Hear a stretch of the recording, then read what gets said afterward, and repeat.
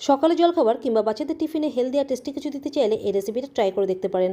এর জন্য ছোটো বাটির 1 বাটি চাল আর হাফ বাটি ডাল ভালো করে ধুয়ে 4-5 ঘন্টার মতো ভিজিয়ে রেখেছিলাম। তারপর চাল থেকে ভালো করে জলটা ঝরিয়ে নিয়ে একটা কাঁচা লঙ্কা, আদা কুচি আর অল্প করে ধনেপাতা দিয়ে প্রথমে এভাবে একটু গ্রাইন্ড করার পরে তারপরে 1 বাটি জল দিয়ে আবার এটাকে গ্রাইন্ড করে এরকম ধরনের একটা স্মুথ পেস্ট তৈরি করে নিয়েছি। এর মধ্যে আবার সামান্য একটু জল আর লবণ দিয়ে ভালো করে এটাকে মিক্স করে নিলাম। এদিকে ফ্রাইং প্যানে 1 চামচ তেল গরম করে লঙ্কা কুচি আর পেঁয়াজ কুচি দিয়ে হালকা করে একটু ভেজে নিলাম। দিয়ে দিলাম গাজর কুচি, গাজরটাকে হালকা করে একটু ভেজে নিয়েছি। এরপর ক্যাপসিকাম কুচি, টমেটো কুচি আর স্বাদ মতো লবণ দিয়ে আবারও 2 থেকে 3 মিনিট মতো ভেজে নিয়ে অল্প করে ধনেপাতা কুচি দিয়ে ভালো করে মিক্স করে নিয়েছি। তারপর এর মধ্যে কিছুটা পনির গ্রেট করে গোলমরিচের গুঁড়ো, লাল লঙ্কার গুঁড়ো আর চাট মশলা দিয়ে ভালো করে মিক্স করে সবজির মিক্সারটা রেডি করে নিলাম। এদিকে রেসিপিটা তৈরি করার জন্য তাওয়াটা ভালো করে গরম করে 1 চামচ তেল দিয়ে ভালো করে মুছে নিয়েছি। তারপর 1 হাতা ব্যাটার ভালো করে দিয়ে এইভাবে গোল শেপে ছড়িয়ে 2 সাইড থেকে এটাকে ভালো করে একটু ভেজে নিয়েছি। এবার মাঝখানে সবজির মিক্সারটা দিয়ে 2 সাইড থেকে এভাবে ফোল্ড করে নিতে হবে। তাহলে আজকের হেলদি আর টেস্টি রেসিপিটা কিন্তু একদম রেডি হয়ে যাবে। খেতে এটা অনেক মজার, দারুণ টেস্টি আর হেলদিও।